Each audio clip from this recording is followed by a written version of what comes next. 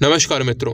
The legend of Hanuman Disney plus Hotstar की एक animated series है ये, जो वैसे तो हनुमान जी के जीवन पर आधारित है, पर प्रभु श्री हनुमान जी का जीवन प्रभु श्री राम जी के साथ ही राम कार्य करते हुए, उनकी सेवा करते हुए ही बीता है। तो इसे आप एनिमेटेड रामायण भी कह सकते हैं।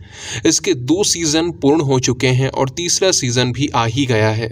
ऐसे में तीसरा सीज़न देखकर उसका रिव्यू करने से पूर्व मेरे लिए महत्वपूर्ण था कि मैं पहले के दोनों ही सीज़न देखकर उन पर अपने विचार व्यक्त करूं। और मुझे कई मित्रों ने इसे देखने के लिए प्रेरित भी किया ताकि सीरीज़ अच्छी है या नहीं उसका वास्तविक आभास कर पाऊं। तो अब मैंने दोनों ही सीजन्स देख लिए हैं और उन पर अपने विचार व्यक्त करने के लिए मैं तैयार हूं। मैं जो भी कहूँगा वो मेरे व्यक्तिगत अनुभव पर आधारित होगा। संभव है कि किसी के विचार भिन्न भी हों। मित्रों, the legend of Hanuman series को ऐसे ही अच्छा या बुरा नहीं कहा जा सकता। यदि आप ऐसे ही कुछ भी कह देते हैं तो ये अन्याय होगा, क्योंकि इसकी कुछ चीज़ें ठीक हैं तो कुछ समस्याग्रस्त भी हैं। हम सर्वप्रथम इसके सकारात्मक बिंदुओं पर विचार करेंगे, फिर नकारात्मक बातों पर आएंगे। मित्रों, इस सीरीज़ की सबसे बड़ी विशेषता है जुड़ाव। ये हमें खुद से जोड़ लेती है। आगे क्या होगा, किस प्रकार से होगा, ये जानने की उत्सुकता हमारे अंदर बढ़ती जाती है। तभी एक के बाद एक एपिसोड्स हम देखते चले जाते हैं। हमें समय का आभास भी नहीं होता और विशेष रूप से इसका पहला सीज़न अधिक आकर्षक है। इसमें कई नकारात्मक बातें हैं जो मन को पीड़ा भी देती हैं, पर फिर भी आगे देखने के लिए ये आकर्षित करती ही है। ये इसकी बड़ी विशेषता है। मित्रों, इसमें कुछ कुछ घटनाओं को इतने अच्छे से दर्शाया गया है कि मन मंत्रमुग्ध हो जाता है। मुझे तो संपाति वाला दृश्य बहुत उत्तम लगा। संपाति द्वारा जटायु का स्मरण करना, अपनी कथा बताना, उसके पंखों का नवीनीकरण, ये सब कुछ बहुत सुंदर तरीके से दर्शाया गया है। और एक विशेष बात मैंने अनुभव की, वो ये कि इसमें हनुमान जी को आरंभ से राम भक्त के रूप में प्रदर्शित नहीं किया गया है, बल्कि वो राम जी के साथ रहते हुए, प्रभु के गुणों को देखते हुए, उनकी अच्छाइयों और नीतियों से सीखते हुए उनके भक्त बनते चले जाते हैं। ये कुछ अलग करने का प्रयास किया गया था। इसे बुरा नहीं कहा जा सकता है। हालांकि हम सभी हनुमान जी के उसी स्वरूप को जानते हैं जिनके जीवन का लक्ष्य राम भक्ति है, और वो बाल्यकाल से ही राम नाम में रमे हुए थे और यही सत्य है।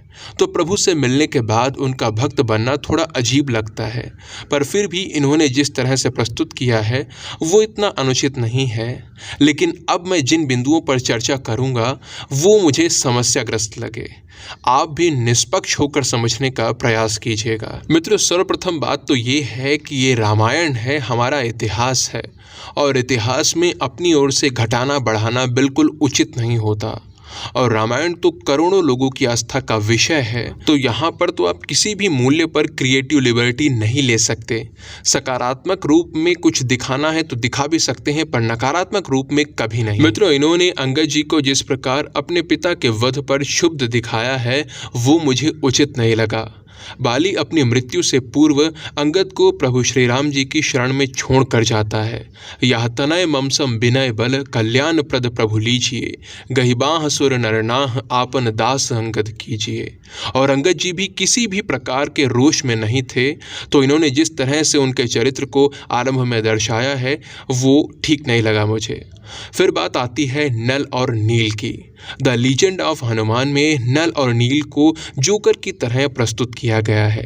अपने समय के सर्वश्रेष्ठ इंजीनियर्स को इस तरह से प्रस्तुत करने के पीछे क्या औचित्य था, ये समझ से परे है। यदि कोई हंसी ठिठोली का पात्र बनाना ही था तो कोई साधारण वानर दिखा देते, काल्पनिक रूप से जोड़ देते, पर नलनील के साथ ये बिल्कुल ठीक नहीं लगा मुझे। मित्रों, फिर बात आती है तपस्विनी स्वयं प्रभा की। यहाँ पर तो इन लोगों ने सीमाएं लांघ दी हैं।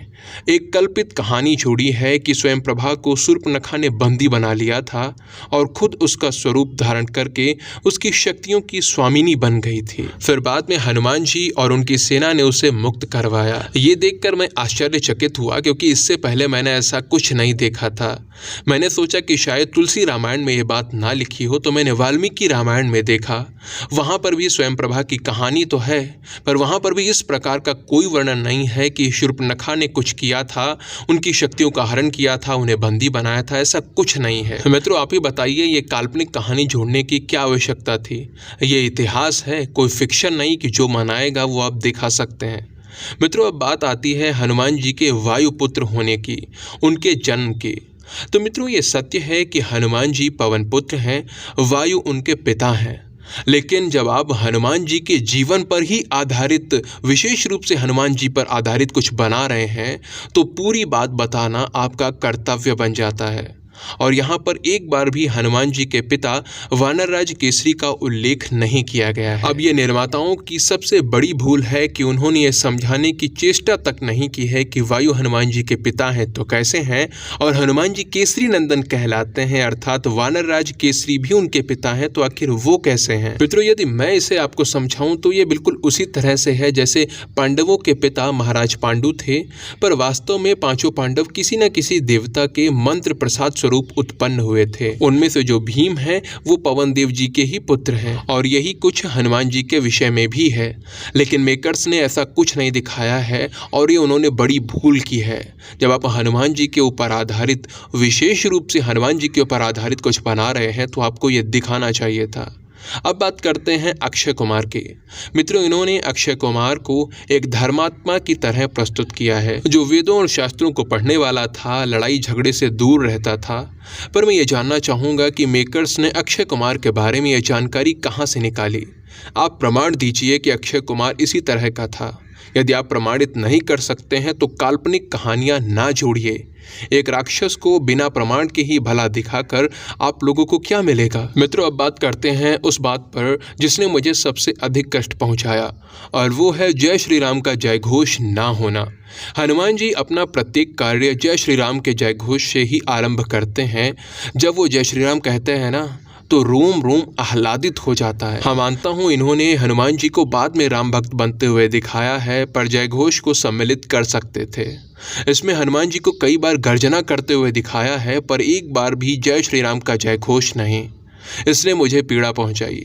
हाँ, दूसरे सीज़न के 11वें एपिसोड को देखकर मन को थोड़ा शांति मिली, क्योंकि इस एपिसोड से वानर सेना जय श्री राम कहने लगी थी। पर फिर भी हनुमान जी के मुख से जय श्री राम सुनने को मैं तरस गया। लगातार देखता रहा कि अब होगा, लेकिन ऐसा नहीं हुआ। आप में से जो भी द लीजेंड ऑफ हनुमान नामक इस एनिमेटेड सीरीज़ के समर्थक हैं, जिन्हें सीरीज़ बहुत पसंद आई है, उन्हें मेरे द्वारा ये त्रुटियाँ बताना बिल्कुल भी उचित नहीं लगा होगा। मैं आपकी भावनाएं समझ सकता हूं, क्योंकि कहीं ना कहीं मुझे भी ये सीरीज़ थोड़ी पसंद आई। कम से कम आदि पुरुष जैसी घटिया सीरीज़ से तो कई गुना अच्छी है, और इस बात के लिए तो इसकी प्रशंसा भी की जानी चाहिए। लेकिन मित्रों, यहाँ पर ध्यान दीजिए, मैं यहाँ पर एक समीक्षक के रूप में हूँ। भावनाओं पर नियंत्रण रखकर जो भी गलतियाँ हैं उन्हें स्पष्ट रूप से आपके सामने रखना मेरा कर्तव्य है। और यहाँ तो मेरे धर्म की बात है, तो छोटी सी भी भूल अक्षम्य है। इसके साथ ही एक सत्य और भी है जो पिछले 3 दशकों से अडिग है।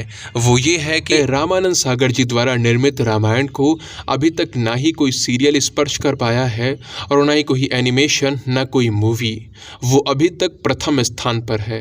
आप उसमें हनुमान जी के जयघोष को अवश्य सुनिएगा, आपको अद्भुत आनंद प्राप्त होगा। और सोनी टीवी का एक शो आता था, संकट मोचन महाबली हनुमान, उसे भी देख सकते हो आप। मैंने उसे पूरा तो नहीं देखा है, पर कुछ एपिसोड्स देखे हैं, वो भी अद्भुत है। द लीजेंड ऑफ हनुमान के विषय में और भी बातें करनी थी मुझे, पर इसके तीसरे सीज़न की समीक्षा करते हुए बाकी बातें करूंगा। और तीसरा सीज़न देखने के लिए मैं भी उत्सुक हूं, क्योंकि ये सीरीज़ जैसी भी हो उत्सुकता बढ़ाती है। आगे क्या होगा ये जानने के लिए हमें कहीं ना कहीं उत्सुक करती है। बाकी जो इसका प्रथम सीज़न है और द्वितीय सीज़न है, इन दोनों को यदि मैं एक साथ रेटिंग देना चाहूँ तो इन्हें मैं 10 में से 6 सितारे, 6 आउट ऑफ 10 स्टार देना चाहूँगा। मित्रों, आप सब क्या सोचते हो? आपने यदि ये दोनों ही सीजन्स पहले वाले देख लिए हैं तो आपके क्या विचार हैं, वो आप नीचे कमेंट सेक्शन में लिख कर बता सकते हैं। वीडियो को अंत तक देखने के लिए आप सभी का बहुत बहुत धन्यवाद। जय सिया राम, जय मां भारती।